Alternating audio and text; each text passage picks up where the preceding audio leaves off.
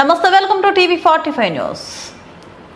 సత్తెనపల్లిలో YCP ఆధ్వర్యంలో కల్తీ మద్యంపై నిరసన ర్యాలీ.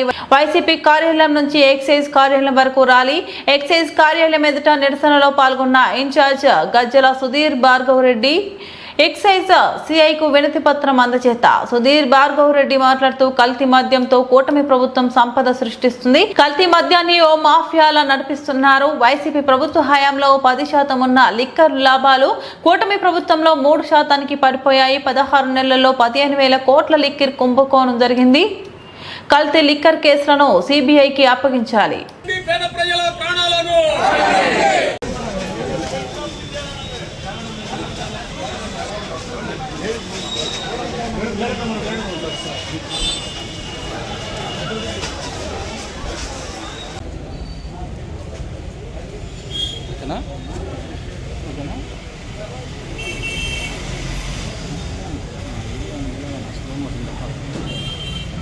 జగన్మోహన్ రెడ్డి గారి నాయకత్వం, వర్ధిల్లాలి గజ్జల భార్గవ రెడ్డి గారి నాయకత్వం, వర్ధిల్లాలి వైఎస్ఆర్ కాంగ్రెస్ పార్టీ, అరికట్టాలి.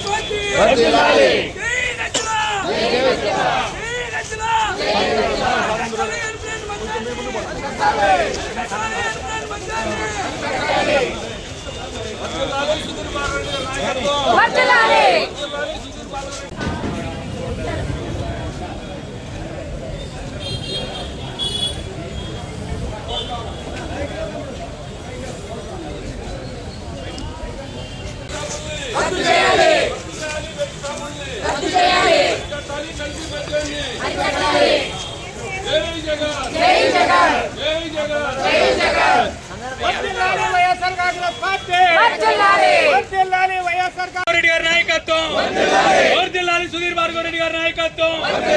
జై జగన్, జై జగన్. ప్రజలు ప్రాణాలు తీస్తున్న కల్తీ మద్యాన్ని, ప్రజల ప్రాణాలు తీస్తున్న కల్తీ మద్యాన్ని, ప్రజల ప్రాణాలు తీస్తున్న కల్తీ మద్యాన్ని వర్ధిల్లాలి వైఎస్ఆర్ కాంగ్రెస్ పార్టీ.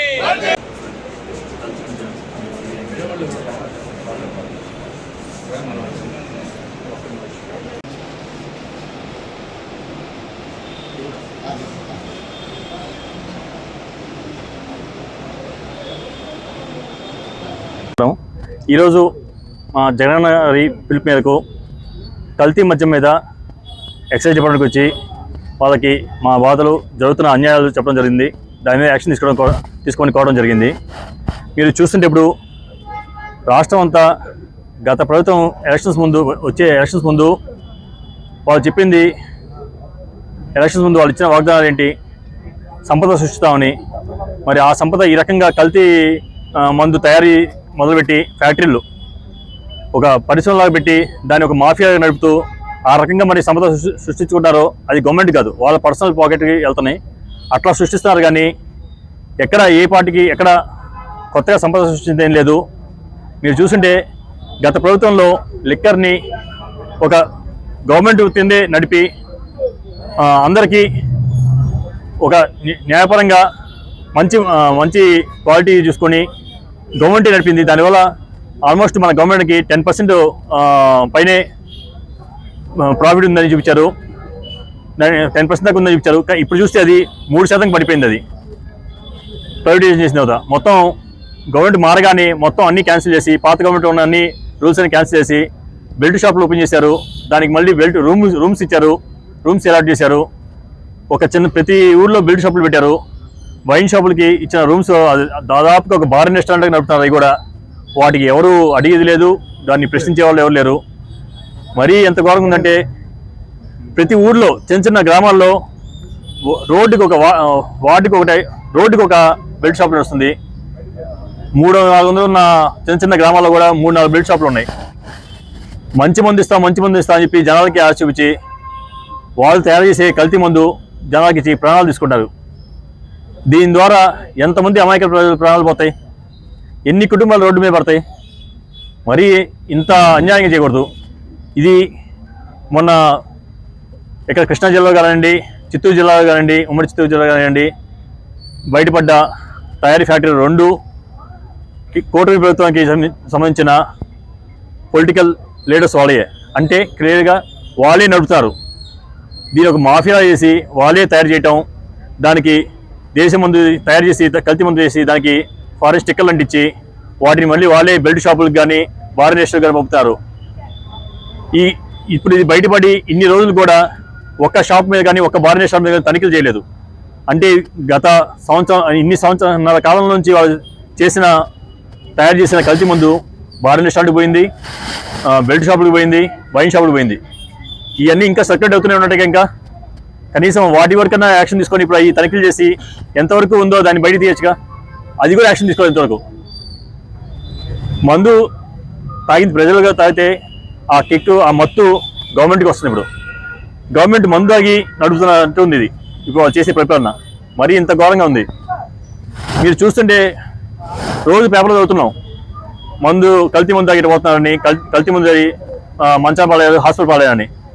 ఇదంతా ఇప్పుడు దాదాపు గవర్నమెంట్ నడుపుతున్నట్టు ఉంది. కూటమి ప్రభుత్వం ఎవరు చేయించినా ఇప్పుడు ఇంత జనాలకు వచ్చిన తర్వాత కూడా ఇది పాత ప్రభుత్వం వల్లే జరుగుతుందని చెప్తున్నారు. అంటే మోస్ట్లీ వాళ్ళ గడియాలని ఎలక్షన్స్ ముందే అయిపోయినాయేమో, పెద్దానికి అదే టైం చెప్తారు. ఇంతమంది గవర్నమెంట్ అని చెప్తారు. అంటే వాళ్ళ వాచ్లన్నీ ఆ టైం గడియాలన్నీ అక్కడే అయిపోయి ఉంటాయి. సంవత్సరాల కాలం అయింది. ఈ సంవత్సరాల కాలం వాళ్ళు ఏం చేస్తున్నారు ఇప్పుడు దాకా? ఇంతవరకు ఏమి ఇప్పుడు వీళ్ళు చూపించేస్తున్న కారణాన్ని ప్రతి ఒక్కటి పాత పాలనే అంటారు. ఇప్పుడు వాళ్ళు చేస్తున్న గవర్నమెంట్ ఏం చేస్తుందని చూస్తుంటే కేవలం రెడ్ బుక్ పాలన అని చెప్పి చేస్తున్నారు, దాన్నే ఫాలో అవుతున్నారు. వాళ్ళు పెట్టిన కేసులు పెట్టాల్సిన వాటిని వదిలేసి ఎక్కడ వైసీపీ పార్టీ క్యాడర్ నడుస్తుందో, ఎక్కడ లీడర్ యాక్టివ్ ఉన్నారో, లేకపోతే ఎక్కడన్నా గవర్నమెంట్ చేస్తున్న అన్యాయాలని ఎవరన్నా ఎదురు మాట్లాడుతున్నారో వాళ్ళ మీద పెడతారు కేసాన్ని. డిపార్ట్మెంట్ మొత్తం అటే చూస్తుంది. ఇప్పుడు మీరు మన రాష్ట్రంలో చూస్తుంటే ఎంతమందికి అన్యాయం జరిగింది, ఆడపిల్లలు ఎంతమంది మీద అత్యాచారాలు జరుగుతున్నాయి, అవన్నీ ఎవరికి కనిపించలేదు. పోలీస్ డిపార్ట్మెంట్ మొత్తాన్ని ఒకవైపే ధ్యాస పెట్టించారు వాళ్ళు. ఏంటంటే వైఎస్ఆర్సీపీ పార్టీలో ఎవరైనా యాక్టివ్ ఉంటే వాళ్ళ మీద కేసు పెట్టండి. అది సోషల్ మీడియా కానివ్వండి, కార్యకర్తలు కానివ్వండి, విలేజ్ పంచాయతీ నాయకులు కానివ్వండి, మండల స్థాయి నాయకులు కానివ్వండి, మన కాన్స్టిట్యూన్సీ స్థాయి కానీ జిల్లా స్థాయి కానీ నాయకులు ఎవరుంటే ఎవరు యాక్టివ్ ఉంటే వాళ్ళ మీదే కేసులు. డిపార్ట్మెంట్ మొత్తం వాళ్ళ మీదే, వాళ్ళ ధ్యాస మొత్తం వాళ్ళ మీద ఉంది. దానివల్లే ఇది ఇంత విచ్చలవిడిగా కల్తీ మందు సరఫరా అవుతుంది. సుమారు రోజుకి వాళ్ళు పట్టుకున్న ఫ్యాక్టరీలో రోజుకి 2 కోట్లకి విలువ చేసే మందు తయారవుతుంది. అంటే ఇప్పుడున్న 16 నెలల్లో సుమారు 15,000 కోట్ల కుంభకోణం జరిగి ఉంటుంది. ఇది ఇంత పెద్ద కుంభకోణం ఇంతవరకు సంవత్సరాల కాలంలో ఎక్కడ ఎవరు చూసుండరు. మేము కోరేది ఒకటే, వాళ్ళని ప్రతి దాన్ని పాత గవర్నమెంట్ చూపడం మానేసి ఇప్పుడు దొరికిన దాన్ని ఇన్ని రుజువులతో దొరికిన వాళ్ళని పట్టుకొని వాళ్ళని ఖచ్చితంగా శిక్షించాలి. ఏదో సస్పెండ్ చేసామంటే అదేందాలండి, ఈరోజు సస్పెండ్ చేసా అంటారు, ఇంకో వారం 10 రోజులు పోతే సస్పెన్షన్ తీసే అంటారు. అట్లా కాకుండా యాక్షన్ తీసుకోవాలి ఖచ్చితంగా. దీనికి సిబిఐ ఎంక్వైరీ చేయాలి. అంటే చిట్టి వేసామన్నారు, కమిటీ వేసామన్నారు. ఇప్పుడు వేసే వాళ్ళ సిటీ కమిటీ అంతా ఎవరి మీద ఉంది? వాళ్ళు చూస్తున్నాం కదా, వైసీపీ మీద కార్యకర్తలు కేసు పెట్టే దాని మీద ఉన్నారు దేశ. అంటే వాళ్ళందరూ వాళ్ళ చేతిలో, గవర్నమెంట్ చేతిలో ఉన్న వాళ్ళే. అంటే వీళ్ళని కాపాడుకోవడం కోసం మళ్ళీ ఆ సీట్ కమిటీ వేసి వాళ్ళతోనే నడిపించి మొత్తం మాయ చేద్దామని, అంటే దీన్ని దాన్ని ఎక్కడ క్లోజ్ చేసేద్దామని, దీన్ని పైకి రాకుండా ఆపుదామని. దీన్ని పాయింట్ చేసే సాక్షి ఒకటే దాన్ని ఎదురు వెళ్తుందని ఇప్పుడు దాన్ని కూడా తొక్కాలని చూస్తారు. మీరు చూస్తుంటే సాక్షి ఆఫీసుల మీద కానీ వాళ్ళ మీద కేసులు పెట్టి, పోలీసులు పంపించి కేసులు పెట్టి ఆఫీసుల మీద గొడవలకు వెళ్తున్నారు. అంటే తప్పుగా చూపడం కూడా తప్పేనా? దాని మీద కేసులు పెడితే ఇంకా జనాలకు ఎట్లా చూస్తుంది? ఎటు వాళ్ళ మీడియా నుంచి ఎవరికి బయటికి చూపించరు, బయటికి రాదు. అది దాన్ని ఎక్కడికి మూసేస్తున్నారు. చూపించే మీడియా మీద కేసులు పెడితే ఎట్లా? అది మరి ఇంత గందరగా అవుతుంది. ఈ ధ్యాస, వాళ్ళు మందు మీద పెట్టిన ధ్యాస మంచినీళ్ళు కూడా ఇవ్వట్లేదు. మంచినీళ్ళు లేక ఎంతమంది ఇప్పుడు రోడ్డు మీద పడుతున్నారు, ఎంతమంది హాస్పిటల్ అవుతున్నారు. మీరు మనం చూస్తుంటే ఇక్కడ తురపాలెం రీసెంట్గా ఇప్పుడు మాచర్ల కాన్స్టిట్యూన్సీ కూడా ఒక కేసు బయటకు వచ్చింది, సేమ్ అదే సిమ్టమ్స్తో. మళ్ళీ విజయవాడకి వెళ్తే అక్కడ ఒక వార్డు మొత్తం డైరీతో బాధపడ్డారు. ఇప్పుడు మొన్న హాస్టల్ పిల్లలు ఎంతమంది ఇబ్బంది పడుతున్నారు. ఈ రకంగా మంచి నీటిగా సరఫరా చేయడం వాళ్ళు మంచి మంది ఇస్తామని చెప్పి వాళ్ళు చెప్పింది నమ్మి మోసపోయారు జనాలందరూ. దాన్ని కూడా వాళ్ళు మంచి మందు పేరు చెప్పి కల్తీ మందుకి ఫారెన్ స్టిక్కర్లు అంటించి అమ్ముతారు. ఏమంటే దాన్ని స్కాన్ చేయొచ్చు, క్యూఆర్ కోడ్ స్కాన్ చేసి అన్నారు. ఈ క్యూఆర్ కోడ్ ఇప్పుడు వచ్చింది కాదు, గత ప్రభుత్వంలో వచ్చింది క్యూఆర్ కోడ్. అది దానికి ఇప్పుడు స్కాన్ చేసి దాన్ని చూసుకోండి, కల్తీ మంచిగా తెలుస్తుంది అన్నారు. అంటే జనాలే తాగే వాళ్ళే వాళ్ళని దాన్ని స్కాన్ చేసి చూసుకున్నప్పుడు గవర్నమెంట్ చేసే పని ఏంటి? ఎక్సైజ్ డిపార్ట్మెంట్ చేస్తున్న పని అదే కదా. వాళ్ళు స్ట్రిక్ట్గా ఉండి ఎక్సైజ్ డిపార్ట్మెంట్ యాక్షన్ తీసుకుంటే ఇప్పుడు ఉన్న బార్ రెస్టారెంట్ మీద కానివ్వండి, వైన్ షాపుల మీద కానివ్వండి, బెల్ట్ షాపుల మీద రైడ్ చేసి ఇప్పటిదాకా తయారైన కల్తీ మందు ఎంతవరకు పబ్లిక్లో వచ్చేసిందో దాన్ని బయటికి తీస్తే కానీ జనాలు కొంచెం న్యాయం జరగదు. ఖచ్చితంగా ఇప్పుడు ఇవాళ వేసిన సిట్ కమిటీని ఆపేసి సిబిఐ కమిటీ వేయాలని మేము ప్రభుత్వాన్ని గట్టిగా కోరుతున్నాము. ఇది ఒక పార్టీకి సంబంధించింది కాదు, పేద ప్రజల ప్రాణాలకు సంబంధించింది. ఖచ్చితంగా ఒక్కొక్క బాటిల్ ఒక పేద జీవితానికి సంబంధించిందని వాళ్ళని ఎన్ని బాటిల్ అంటే ఒక్క బాటిల్ వదలకుండా ప్రతి ఒక్కదాన్ని వాళ్ళు తనిఖీలు చేసి నకిలీ మందులు అనేది మొత్తం బయట తీసి సీజ్ చేయాలని కోరుతున్నాను. దాన్ని అక్కడే డిస్ట్రాయ్ చేయడం మంచిదని కోరుతున్నాను. తెలియదు మరి గవర్నమెంట్ వాళ్ళ చేతిలో ఉంది కాబట్టి బయటకు వచ్చినది మళ్ళీ రివర్స్ చేసి తీసుకురావచ్చేమో. దాన్ని యాక్షన్ గట్టిగా తీసుకోవాలి. దానికి సిబిఐ ఎంక్వైరీ చేసి న్యాయపరంగా వాళ్ళని శిక్షించాలి. దీన్ని ఏమాత్రం ఆలస్యం చేసినా మరి ఇంకొన్ని ప్రాణాలకి ప్రమాదకరమయ్యే ఛాన్సెస్ చాలా ఉన్నాయి. దీన్ని ఎట్లయినా సరే జనాల్లోకి మేము తీసుకెళ్ళాలని చూస్తున్నాము. జనాలు కూడా మన ఊళ్ళో కానీ మన వార్డులో కానీ మన తెలిసిన ఎక్కడైనా సరే ఎక్కడైనా కల్తీ మందు కనిపించింది తెలిస్తే ఎమ్మడే కంప్లైంట్ ఇవ్వండి. దాని ద్వారా డిపార్ట్మెంట్ యాక్షన్ తీసుకుంటుంది. ఎక్కువ బాటిల్ మిస్ అయినా ఒక ప్రాణం పోయే అవకాశం ఉంది. దాని మీద గట్టిగా యాక్షన్ తీసుకోండి. మన సాయం ఎవరైనా న్యూస్ వచ్చినా ఏమైనా ఇన్ఫర్మేషన్ తెలిసినా ఆ ఇన్ఫర్మేషన్ని డిపార్ట్మెంట్కి పాస్ చేస్తే ఒక ప్రాణమే కాపాడగలుగుతాము.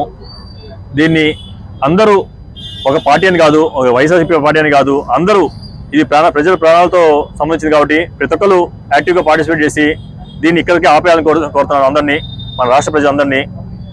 దీనికి మా పార్టీ తరపున వైఎస్ఆర్సీపీ పార్టీ తరపున మా జగనన్న చివరిదాకా అందరితో తోడుగా ఉండి పోరాడతాము. ఈ కల్తీ మందు ఆగిపోయేదాకా ఎక్కడికైనా వెళ్తాం, ఎంత దూరం వెళ్తాం. మా వైఎస్ఆర్సీపీ పార్టీ నుంచి మా చేతిలో ఉన్న ప్రతి ఒక్క యాక్షన్ మేము చేస్తాము. ఈరోజు రాష్ట్ర వ్యాప్తంగా అన్ని కేంద్రాల్లో ప్రతి ఒక్క ఎక్సైజ్ డిపార్ట్మెంట్ ఆఫీస్ దగ్గర కల్తీ మందు మీద నిరసన చేయడం జరుగుతుంది. వినతి పత్రం జరిగింది. దయచేసి మీడియా ద్వారా ప్రతి ఒక్కరికి మన రాష్ట్ర ప్రతి పౌరులకి ఈ ఇన్ఫర్మేషన్ పంపించి దాని ద్వారా ఎక్కడైనా వాళ్ళకి ఇన్ఫర్మేషన్ తెలుస్తుంటే దాన్ని డిపార్ట్మెంట్కి చెప్పి డిపార్ట్మెంట్కి హెల్ప్ చేయమని కోరుతాను. Thank you.